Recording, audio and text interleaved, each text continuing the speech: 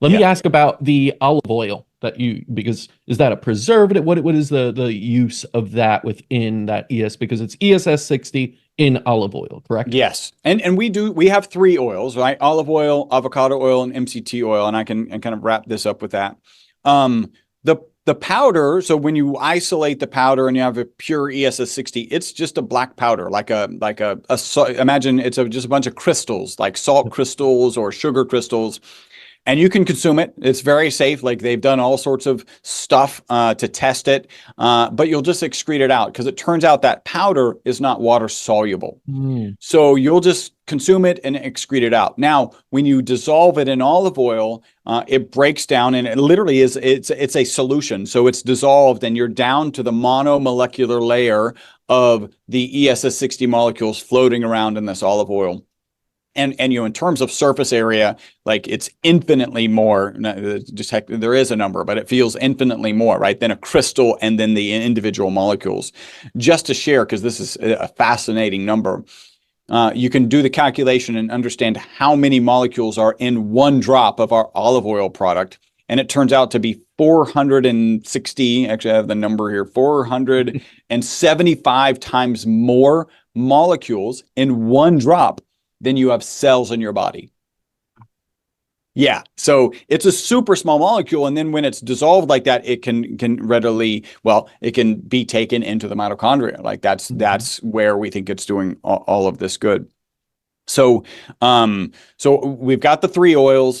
People will often ask, like, which oil do we? Well, why is it olive oil? Because that's where the original study was. That study out of the University of Paris was in olive oil. People ask, well, why'd they choose olive oil?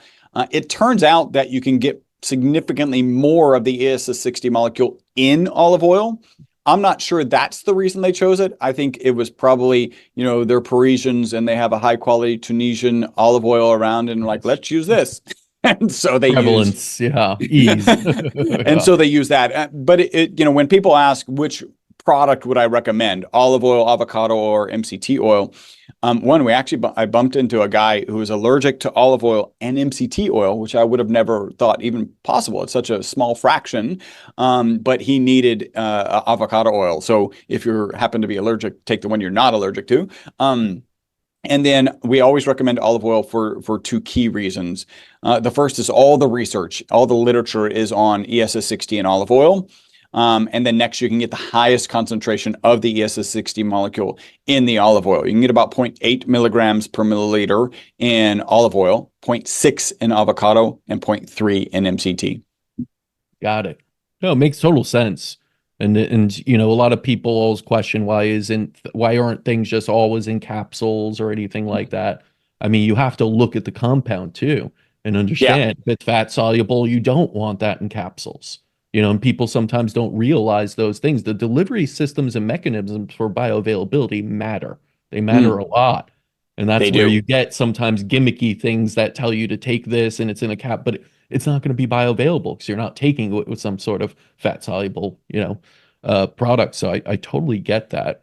I think gummies are a gimmicky thing too, right? Oh, they're Like, incredibly gimmicky. Come yeah, on. right. And especially gummies that don't even tell you how much of the component is in them, right? This That's a piece starts. of candy then. Yeah. Yeah, exactly. Right. Yeah. Well, the people have done a really good job of making a 0-calorie piece of candy. Like, good job. Again, Chris, this is the marketing of supplementation. It's not the health of outcome of supplementation. It's how Yep. do we sell this to placebo them into thinking they're doing something healthy in a gummy that has, net negative probably ingredients within it. Mm. And yet it's convenient, it tastes good, and they think they're getting what we're telling them they're getting. So let them be, and we're going to make money off it. But it harms the whole industry, and that's why we need people such as yourself to go out there and speak about why these things.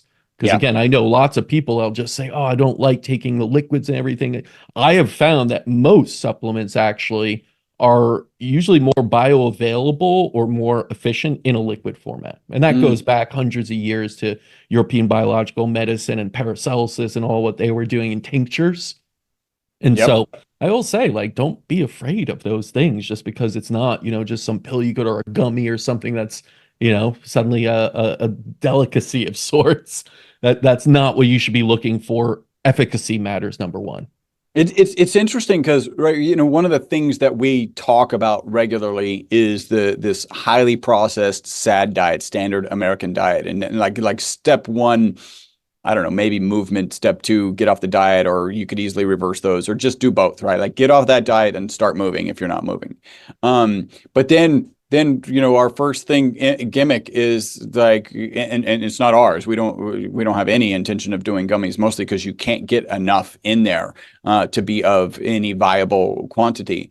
But you know, some companies have opted to go down this gummy path. I'm like, that's like it doesn't get more ultra processed than gummies. Yeah, it really is a processed food that you're taking, not at all a supplement anymore.